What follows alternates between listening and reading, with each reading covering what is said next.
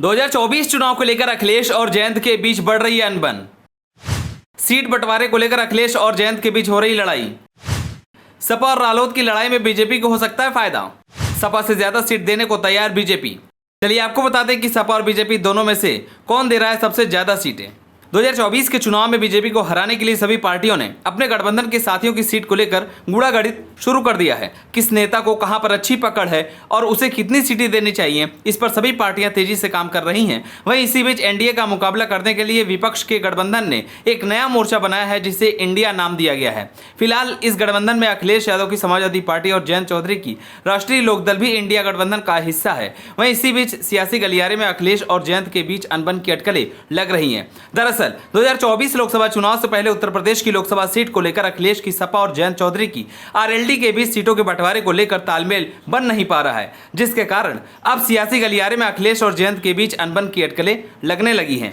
वहीं एक चैनल से बातचीत के दौरान आरएलडी उत्तर प्रदेश अध्यक्ष राम आशीष राय ने कुछ खुलासे करते हुए अखिलेश को लेकर ऐसा कहा जिससे समाजवादी पार्टी के समर्थक नाराज दिख रहे हैं।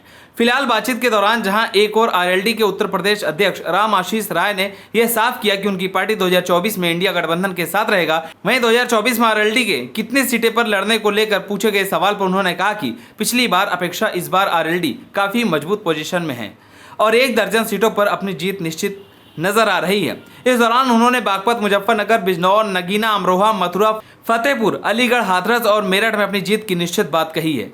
लोकसभा में सीटों के बंटवारे पर फैसले को लेकर उन्होंने कहा कि इंडिया की सदस्यीय कमेटी ही इस पर फैसला लेगी कि कौन कितनी सीटों पर चुनाव लड़ेगा।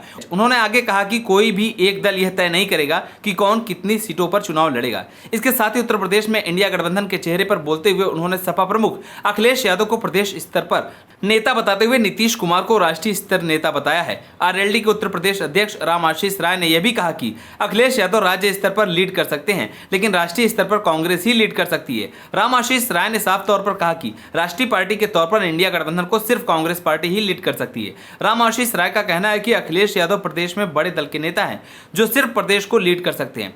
आपको बता दें कि अगर समाजवादी पार्टी जयंत चौधरी को उनके मुताबिक सीट बंटवारा नहीं करती है तो जयंत चौधरी के बीजेपी में शामिल होने की संभावना बढ़ सकती है, क्योंकि बीजेपी की नजर लगातार जयंत चौधरी पर बनी हुई है और बीजेपी इस फिराक में है कि कब जयंत और अखिलेश में सीटों को लेकर अनबन हो और जयंत चौधरी को बीजेपी में शामिल कर लें।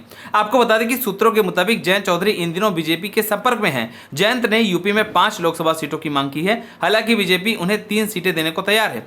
बस इसी बात पर पेंच फंसा हुआ है। बीजेपी पिछले काफी समय से जयंत को अपने पाले में लाने की कोशिश कर रही थी। बीजेपी का मानना है कि अगर जयंत एनडीए में आ जाते हैं तो जाट मतदाताओं की मदद से पश्चिमी यूपी में भी क्लीन स्वीप की जा सकती है। जयंत चौधरी अगर एनडीए में शामिल हो जाते हैं तो समाजवादी पार्टी के लिए ये किसी बड़े झटके से कम नहीं होगा। ऐसे में यूपी में बीजेपी के खिलाफ इंडिया गठबंधन की लड़ाई और कमजोर हो जाएगी। आपको बता दें कि ऐसा माना जाता है कि पश्चिमी यूपी में जयंत चौधरी का बड़ा जनाधार है, ये तो सब जानते हैं।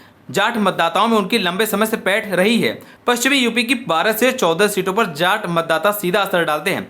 ऐसे में समाजवादी पार्टी हो या बीजेपी, दोनों चाहते हैं कि जयंत उनके साथ आ जाएं। इसी बीच बसपा ने भी अब जयंत चौधरी पर डोरे डालने शुरू कर दिए। आप सभी को क्या लगता है कि अखिलेश यादव को जयंत चौधरी को कितनी सीटें देनी चाहिए? हमें कमेंट कर जरूर बताएं। अगर आप नए तो हमारे चैनल को सब्सक्राइब करें।